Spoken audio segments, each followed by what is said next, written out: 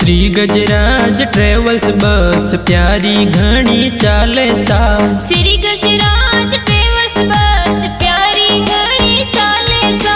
दिल्ली से इंदौर बस प्यारी या तो चाले सा।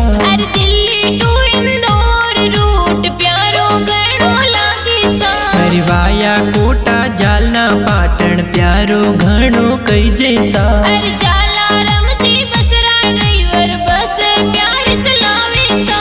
ऑफिस उज्जैन इंदौर माही बसरी प्यारी कई जैसा।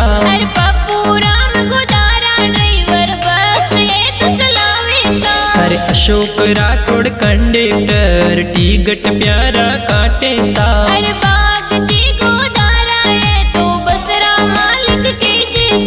श्री गजराज ट्रेवल्स बस प्यारी या तो चाले सा। प्यारी घनी चाले सा।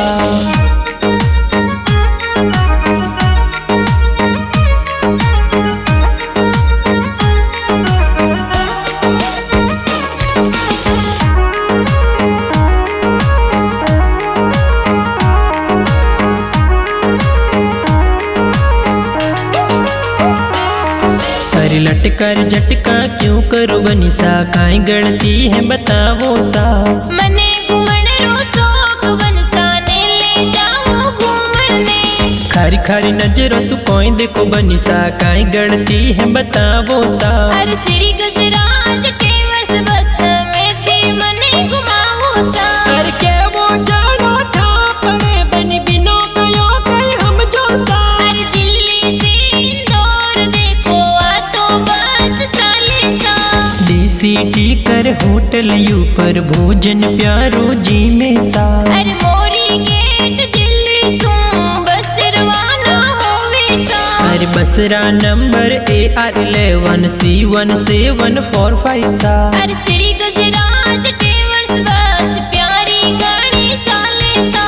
9828071968 नंबर सा।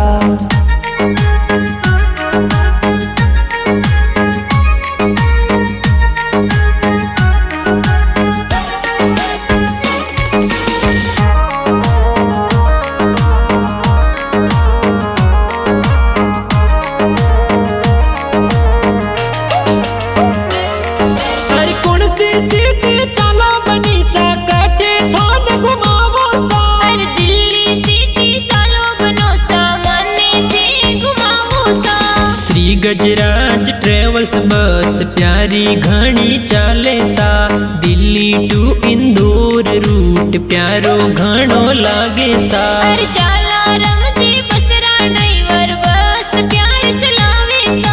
कंडक्टर अशोक जी राठौड़ टिकट काटे सा। लटकर लेती चाले बस मीठा हुरन बजावे सा।